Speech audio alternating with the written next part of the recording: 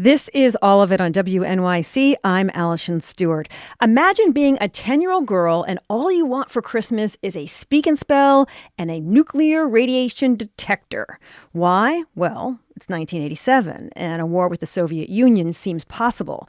That girl who goes by Meek is our protagonist in a play called Cold War Choir Practice by Ro Reddick.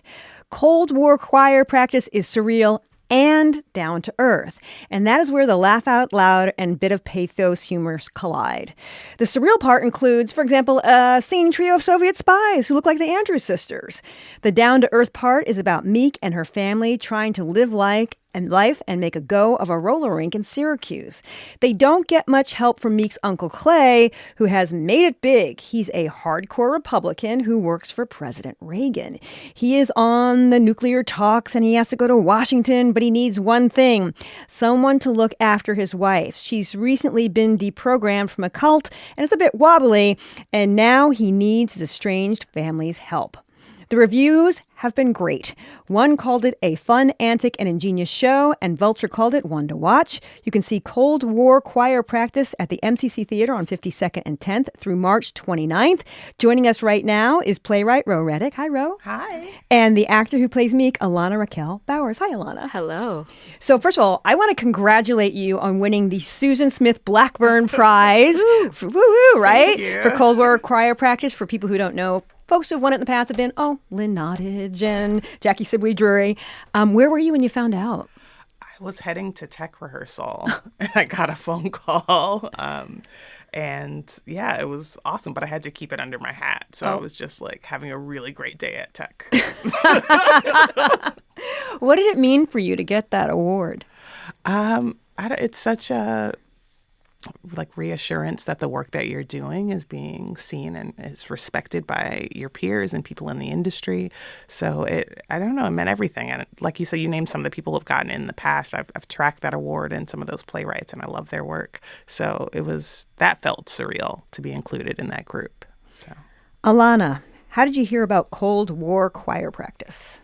I was actually in Philadelphia doing a show at the Wilma Theater, and I got an email from Maria Stryer and Michael Bolger from Club Thumb, and a incredible downtown theater company, and they sent me this play, and they were like, "We would love for you to read the role of this 10-year-old Black girl." And I was like, well, I'm in Philly, so I don't know if I'll be able to make that work. And my show at the time, we weren't sure if we were going to extend, but if we did, it would be the same week of the reading. And they were like, well, what's your schedule for the extension? And I told them, and they were willing to actually train me back and forth from New York to Philadelphia in order for me to do this reading, because they were so adamant about the incredible piece that was Cold War Choir Practice, and they were equally as adamant about me reading Meek. So I was like, okay, I'll try. Yeah, I'll keep you posted. And that's exactly what ended up happening. I would do a show the next morning. I would go up to New York and do some reading. We would be workshopping it. Yeah. I would go back, do a show that night. Wow. Come back, and I did that maybe for like 3 days, I guess. I felt like we were in that room for a week. It was like a full week. Wow. It was a full week, yeah. And luckily I didn't have a show every night that week, but when we were in that room and I met Ro for the first time and I got a taste of what the language felt like altogether, it was like nothing I've ever read before, first of all. And it was one of the most exciting pieces of theater that I'd sort of like put my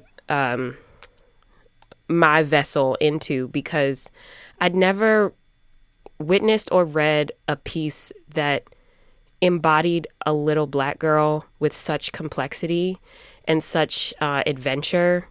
I grew up watching things like Indiana Jones, Star Wars. Like I envision and I hope for a day and a time where Black people, Black women, Black girls, Black youth can live and breathe and embody stories like that, and exciting obstacles that those characters and those stories in particular endure. And I was like, Ro literally wrote it. That's wild. And it was so cinematic, and so the themes were just like jumping off of the page. So I didn't know how it was going to work as a play. I was like, well, that was like my description. It was hard to write the description. I think, first of all, incredible description. That was a great description. That was a wonderful description. I loved it. Is there anything you would like to add to the description before we talk about the play? No, not at all. I thought it was perfect. When did you start writing this play, Ro? I started in the fall of 2022 when I was in grad school. I went to Brown's MFA playwriting program. And the previous spring, like, Putin had invaded Ukraine, and like I had taken this class that was all about art history and politics and the Cold War and mid-century technology. So I had all of these things swimming in my head, and we were supposed to write solo shows that semester. And I didn't want to write a solo show. And I just started writing these monologues for these different characters for I think I wrote Smooch's monologue that he gives when he comes to give out the coupons. Okay. That was one of the first things I brought in. And I wrote this monologue for Virgie that no longer exists, and a little song for the choir. And everyone else is writing solo shows, and I like bring in this piece. But I'm kind of glad I didn't go with the theme that semester. We're talking to playwright Ro Reddick about her work Cold War Choir Practice, about a 10-year-old girl and her fight for her family and her country. Also joining us is actor Alana Raquel Bowers, who plays that young girl Meek. You can see Cold War Choir Practice at the MCC Theater on 52nd and 10th through March 29th. You are a grown woman playing a 10-year-old girl. I am. How'd you prepare for the part? Oh, wow. I think, first of all, children are so observant. They are so smart. And at the end of the day, they're people. They're little people, but they're people with their own brains, with their own ideas, with their own dreams. And so I just started there. I don't think Meek was any different from any other character that I played, because she is a person seeing the world through very specific eyes, right? And at the end of the day, that's all of us on Earth. And then I really took a lot of my physical inspiration and sort of like the thing that shifts energetically in me from my own goddaughter, who was 8 at the time that I started reading the play, but by the time we started doing it, she'll be 10 in July. And so she's arriving at Meek age. And she is the smartest person that I know. She is so sharp. She is so, she asks questions to everyone. It doesn't matter who you are or how much leverage you have in the room. She wants to know the answers. And I think that she embodies what Meek desperately is asking for in this play, which is the ability to connect with people. And she was definitely my external inspiration. Internally, I think I just wanted to make sure I was not making a caricature, but I was making a person.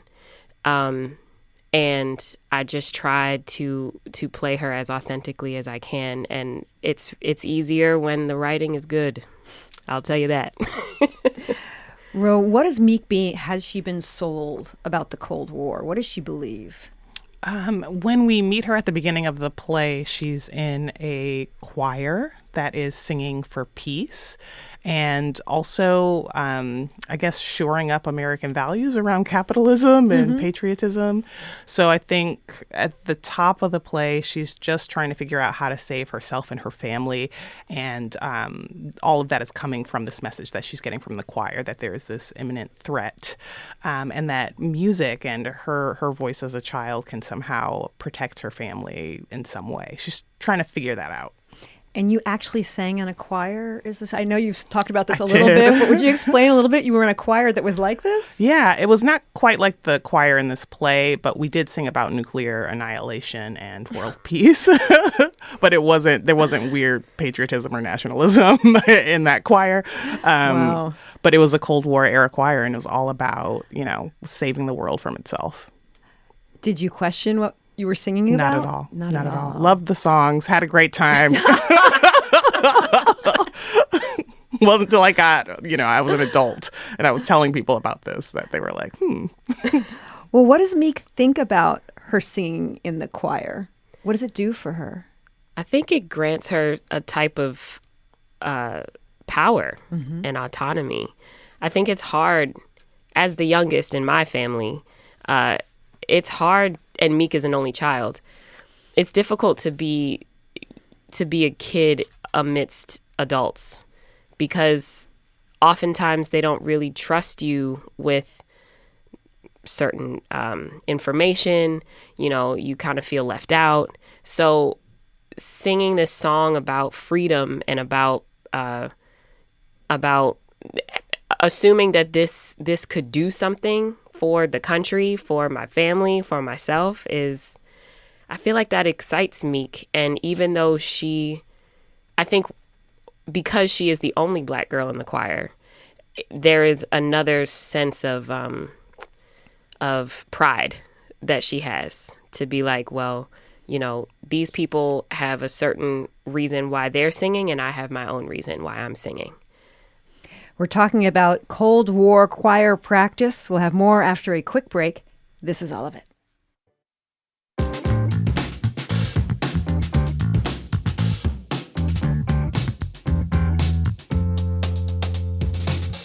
You're listening to All of It on WNYC. I'm Allison Stewart. We're talking to playwright Ro Reddick about her work Cold War Choir Practice, about a 10-year-old girl and her fight for her family and her country. Also joining us is actor Alana Raquel Bowers, who plays that young girl Meek. You can see Cold War Choir Practice at the MCC Theater on 52nd and 10th Avenue through March 29th. One of the main settings for the play is a roller rink that's run by Meek's dad. Would you describe her dad, Smooch? I describe him in the front matter as kind of like the mayor of every room he walks into. He's a former Panther. He's very community oriented. He's all about like the people around him and sort of making sure that everybody is taken care of.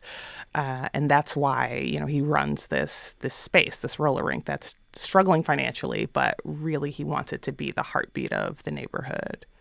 What's Meek's relationship with her father and with her grandmother, who comes into the show and makes a hilarious appearance? Yes, she does. I think her family means a lot to her.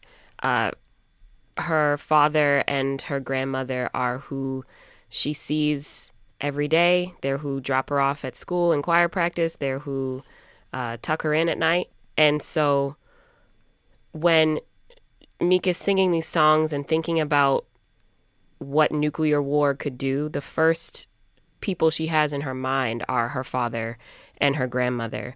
I think in the same way that I know I'm very close with my family, there are conversations that I have with myself where I feel like I'm using the voices of my family members because that's how close we are.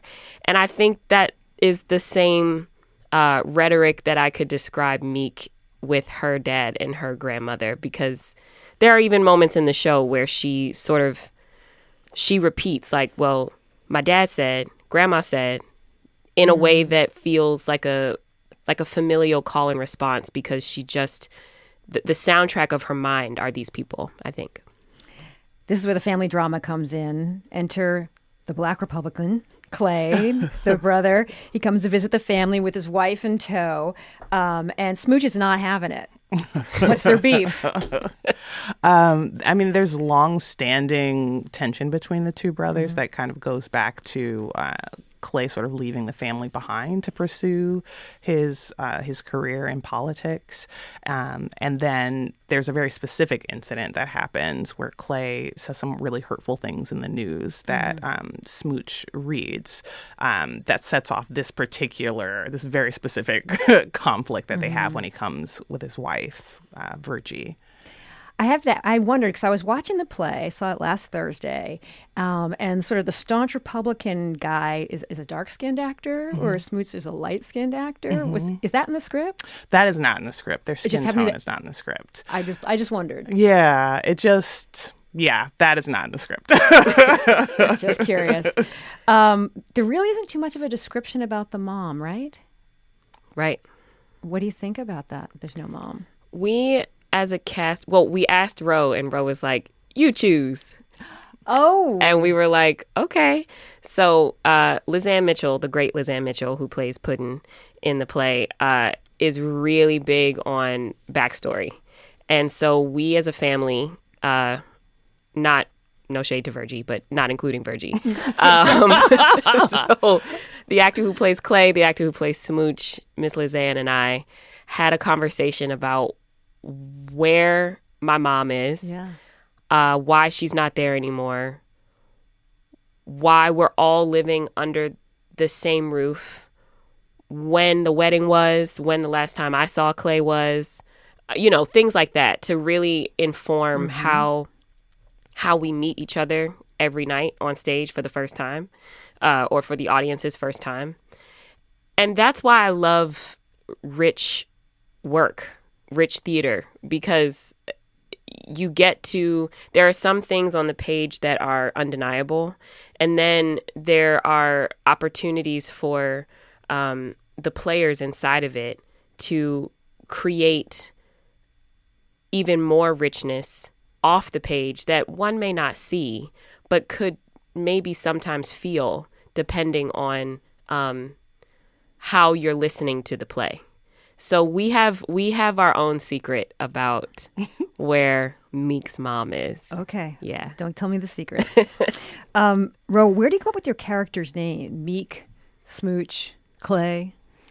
Well, I have a cousin who goes by Puddin'. Okay. Like, everybody just called her Puddin', and I love that nickname. So that's where Puddin' gets her name. But that character's not based on my cousin.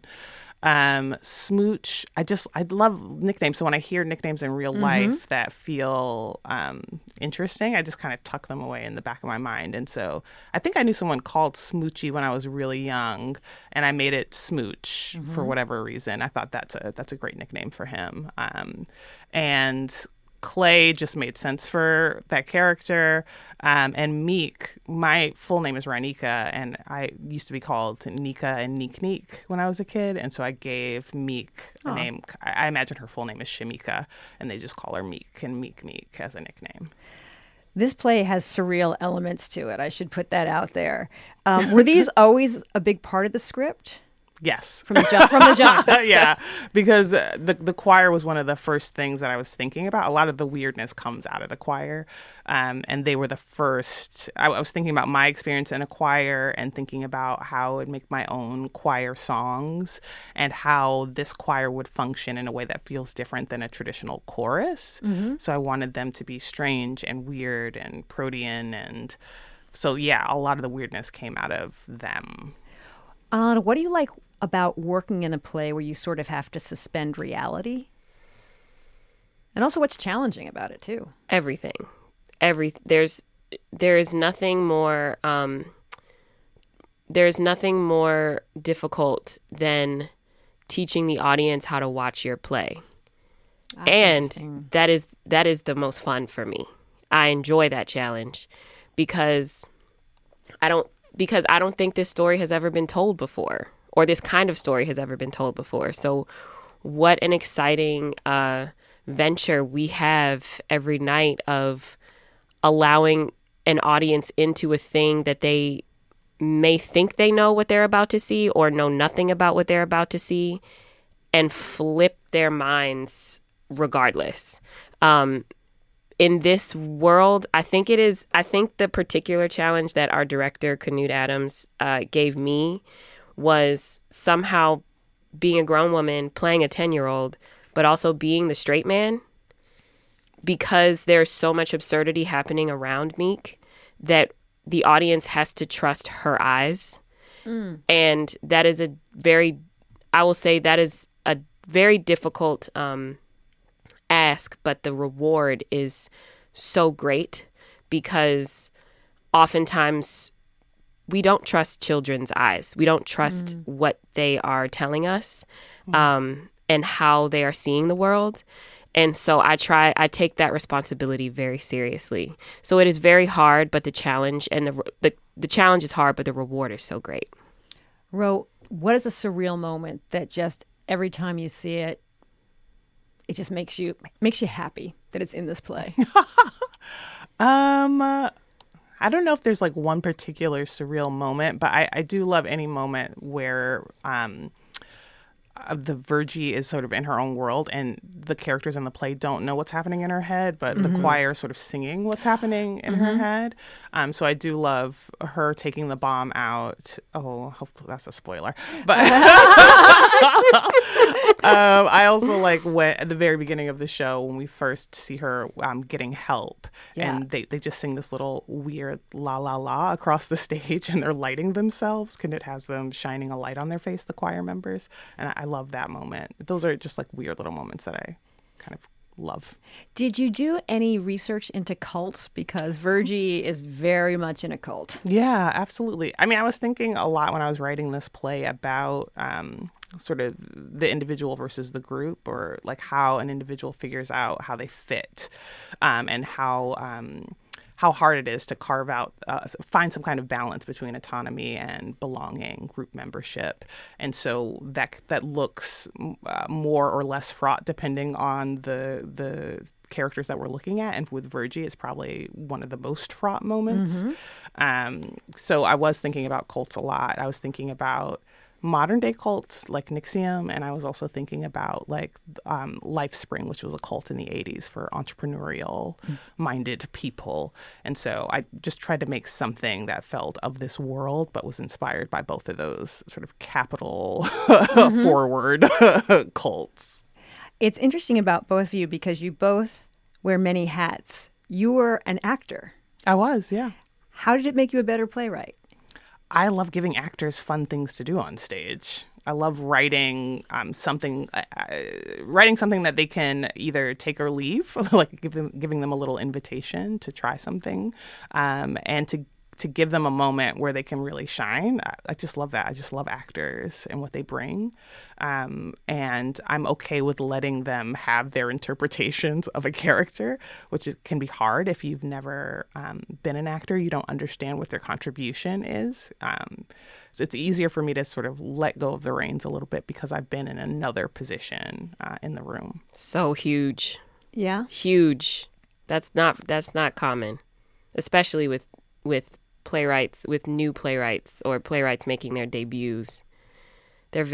Sometimes it's very difficult to let go of the thing that you made. But Ro has been so incredibly generous and selfless in allowing us to make it ours in a way. And it's just, I mean, I can't express enough how incredibly collaborative this whole team has been the entire time, from the designers to the creative team to the cast. It's truly like a 1 in a million experience. So, but you've worked behind the scenes as well, on the Black Tone play. Oh yes, the Black Wolf Tone. Yes, the Black Wolf Tone. We had that on the show. We had Kwaku that's on right. the show. That's right. And I thought you were an associate producer on that show as well. Yes. What did you get from working behind the scenes that you can use as an actor? Oh wow, I think collaboration, me understanding that collaboration works on both sides of the stage, because there is such an importance in ensuring that people of color are on both sides. But what's, I think, even more important is understanding and making sure that everybody is speaking the same language, that everybody understands what the goals are, where we want to get to, and that everyone's goals look the same, and we have similar ways that we want to get there. And I think that theater is such a magical use of artistry and advocacy, but sometimes we get caught up because we assume that there are reasons to gatekeep. And I am excited to continue my producing ventures and allow more transparency into the conversation, because that's the only way. Because like actors are smart, designers are smart, writers are smart, directors are smart. Everyone understands why we're trying to get to where we need to get to. And I believe with a little bit more transparency, we can arrive there in a way that feels collective and in a way that like everyone receives the reward. So collaboration and understanding how that works on both ends, I think, will continue to inform how I show up on stage as well as behind it. Ro, on your website, and this has made me laugh and laugh. It says on your website that Ro has an MBA from NYU, which she has no intention of using. That is correct. No shade to NYU. I had a great time in that program, but I have no intention of going to the corporate world. So, does your business education help you at all in the field that you've chosen? It does, because before, when I was an actor, my perspective was so, and I'm not saying all actors are like this, but I was very much like in my own world, and my perspective was very limited and specific. And then forcing myself to be in an environment where I was out of my depths in some regards and just completely different than everyone else who had it working from a different set of expectations, it forced me to kind of pan out and listen more than I spoke, and just figured out how to think in a different way. Yeah. And that made me grow up a little bit. And then having a real job after graduating also helped with that. But I know where I belong in this world, and it is not in the business part of things. I've been speaking with playwright Ro Reddick and actor Alana Raquel Bowers. They're on Cold War choir practice at the MCC Theater on 52nd and 10th Avenue through March 29th. Thank you for coming to the studio. Thank you. Thank you. There's more All of It on the way.